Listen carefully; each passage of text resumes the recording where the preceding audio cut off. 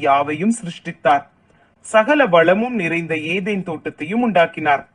பின்பு மனிதனை ஆணும் பெண்ணுமாக படைத்து அந்த ஏதேன் தோட்டத்தை பண்படுத்தவும் காக்கவும் வைத்தார்.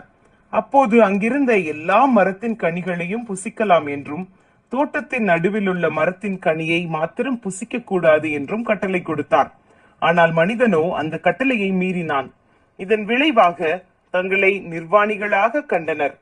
இதனால் தம்மை சந்திக்க வந்த தேவனுடைய சத்தத்தை தோட்டத்தில் கேட்டபோது ஒளித்துக் கொண்டனர். ஒளித்திருந்தால் தப்பித்துக் கொள்ளலாம் என நினைத்தார்கள் போலும்.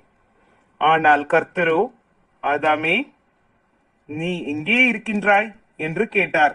தேவ சத்தத்திற்கு தன்னை ஒளித்துக் கொள்ள முடியாத ஆதாம், தாங்கள் தேவ கட்டளையை மீறியதால் ஒளித்துக் கொண்டிருக்கின்றோம் என்று பதில் கொடுத்தான். ஆதாம் முதல் இன்றும் பல மனிதர்கள் தேவாதி தேவனுக்கு பயந்து தங்களை ஒளித்துக் கொள்ள முயலுகின்றனர். கர்த்தருடைய பார்வைக்கு நம்மால் ஒளிந்திருக்க முடியுமா?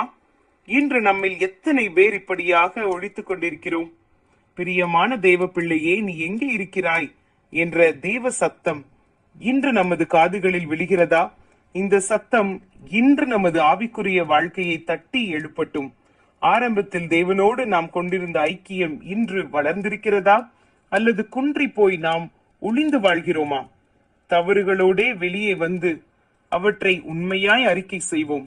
ஆண்டவர் நம்மை மன்னிப்பார். ஜெபம் செய்வோமா? அன்பின் தேவனே, நான் தவறுகள் செய்ததை ஒத்துக்கொள்கிறேன். உமது சத்தத்துக்கு கீழ்ப்படிய என்னை அர்ப்பணிக்கிறேன். உம்மோடுள்ள உறவை புதுப்பித்துக் கொள்ள எங்களுக்கு கிருபை தாரும். ஆமேன்.